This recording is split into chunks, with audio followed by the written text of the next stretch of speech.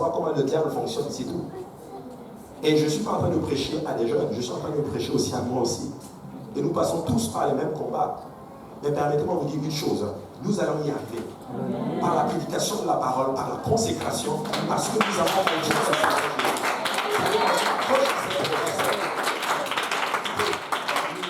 C'est ce que vous voulez. Mais je veux prophétiser sur ma vie. Je veux voir Jésus. Et je vais le voir. Je veux prophétiser sur ma vie. Et même fois prophétiser sur ta vie, je vais voir le Seigneur Jésus-Christ. Oui, je vais le voir.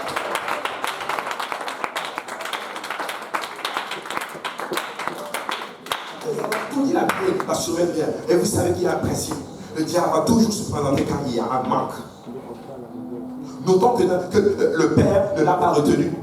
Ça, c'est quelque chose qui m'a beaucoup frappé. La Bible dira qu'il a demandé à son Père et son Père lui a donné son bien. Vous savez quoi? Si tu veux sortir de la présence du Seigneur, personne ne va te retenir. Personne ne va te retenir, même pas le Seigneur lui-même.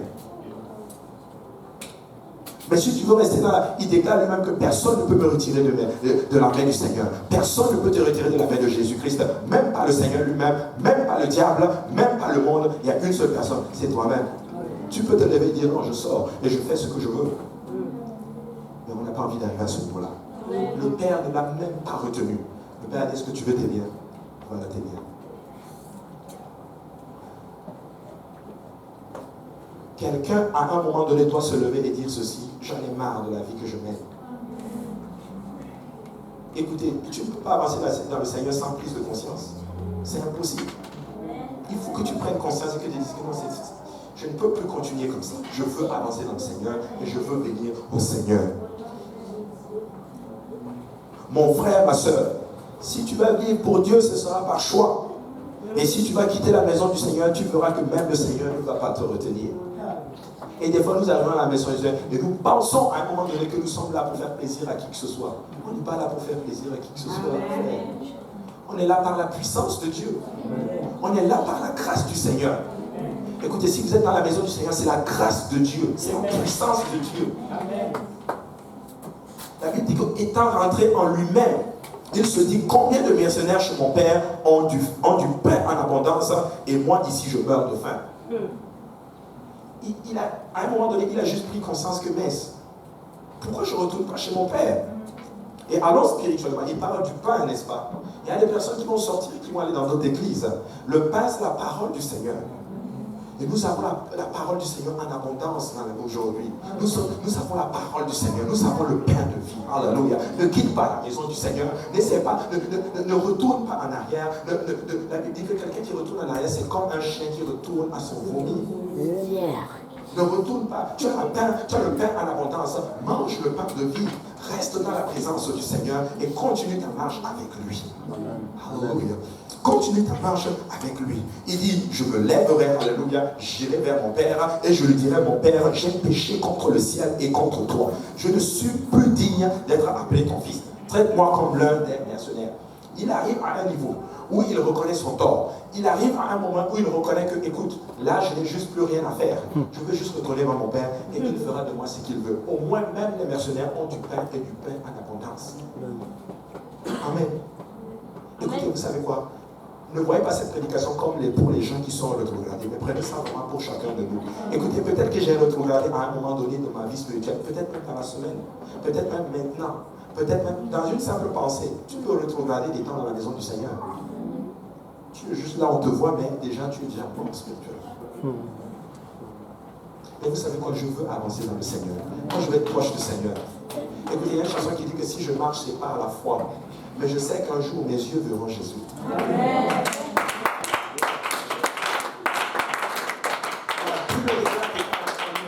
Le Fils, dont on ne connaît même pas le nom, s'est parlé et a décidé de revenir à la maison de son Père. Il s'est parlé à lui-même. Vous savez quoi? David avait ce principe. Il se levait et il parlait à son âme. Pourquoi tu t'abats, mon âme? Espère en l'Éternel. Oui, je vais prier toute la semaine. Oh, mon âme, tu sais quoi? J'espère quand même au Seigneur. Et la semaine prochaine, je vais faire mieux. Peut-être que tu n'as pas pu finir ton jeûne, tu n'as pas pu faire tel telle chose. Peut-être que tu as fait du commérage. Peut-être que tu as fait un mensonge. Peut-être que tu as fait quelque chose qui ne plaît juste pas au Seigneur. Une pensée retourner même dans le monde. Le fait même d'imaginer retourner dans le monde. Une relation que tu as du mal à briser. Amen. Une relation que tu as du mal à briser. Quelqu'un que tu as du mal à lâcher et qui t'empêche d'avancer dans le Seigneur. Parle à ton âme aujourd'hui et tu dis, tu sais quoi, je vais avancer dans le Seigneur. Parle à ton âme. Tu peux prendre l'autorité sur ton âme. Tu peux prendre l'autorité sur ton âme. Avant toute chose, il faut une prise de conscience. Et l'enfant prodigue a montré cela. Et il s'est levé et il est retourné vers son père. Il n'a même pas pensé que ces gens-là allaient se moquer de lui. Ce n'était pas juste son affaire. Tout ce qu'il voulait, c'est revenir être dans l'abondance de son père. Le demi-tour est permis. Peut-être que tu as pris une direction, mais reviens au Seigneur aujourd'hui.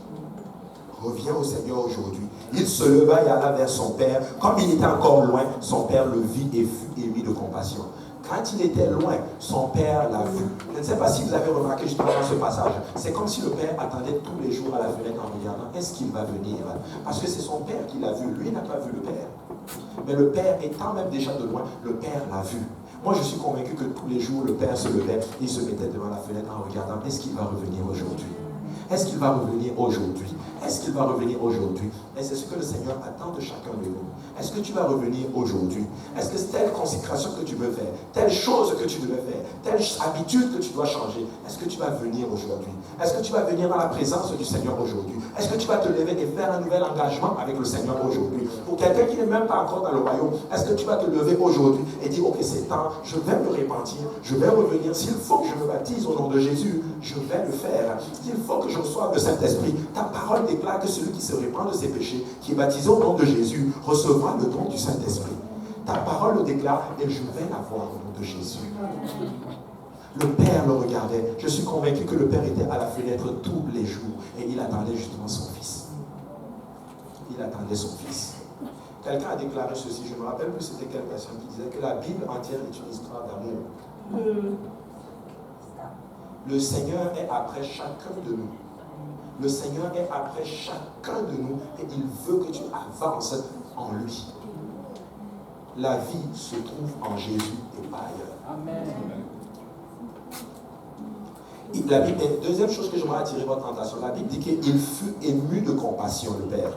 Si vous sondez les Écritures, je dis bien si vous sondez les Écritures, vous allez vous rendre compte qu'il n'y a que le Seigneur Jésus-Christ à qui on dit qu'il fut ému de compassion. Le terme « il fut ému de compassion », on le confère jusqu'au Seigneur Jésus-Christ et au Père du Fils prodigue ici.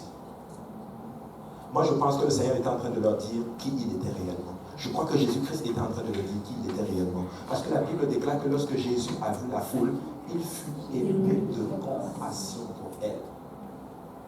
Il a ressenti ce que tu ressens. Le Seigneur n'est pas un père fouettard. Le Seigneur ressent ce que tu ressens. Et il n'est pas là pour te condamner. Il va falloir que tu enlèves la crainte de ton cœur. Il va falloir que tu enlèves les choses. Il ne faut pas vivre par peur. Il ne faut pas vivre tout le temps, oui, j'ai peur, je ne fais pas tel. Oh, j'ai pas prié aujourd'hui, il va me frapper. Non, on ne peut pas vivre. À un moment donné, tu vas juste lâcher. Tu dois fonctionner par amour pour le Seigneur. Amen.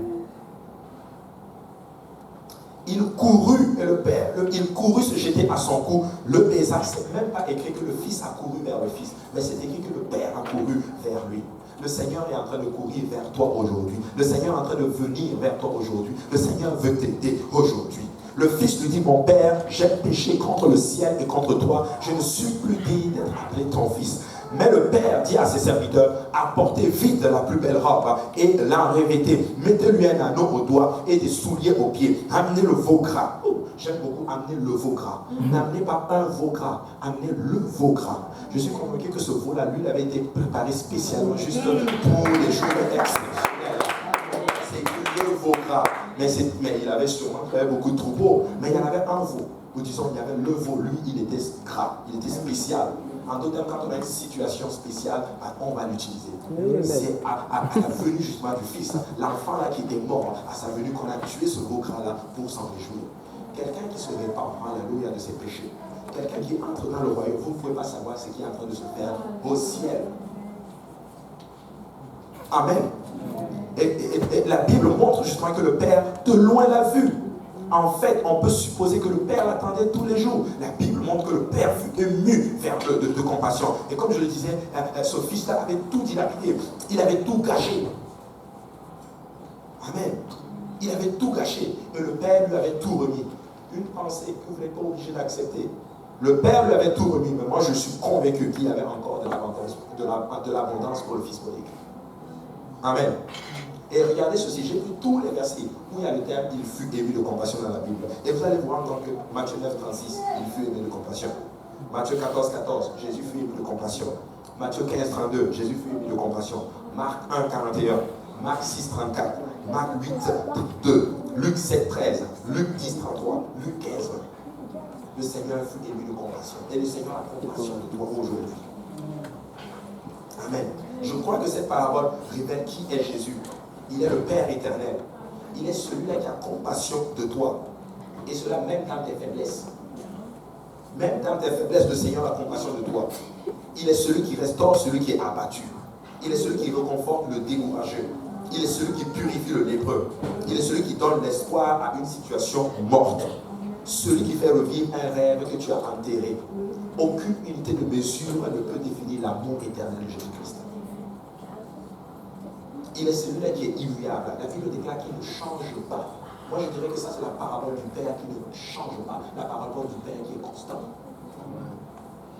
Il est celui dont la grâce est éternelle. Il est celui qui bénit aussi et qui récompense la jeunesse. Vous savez quoi? Il est celui qui récompense l'assidu.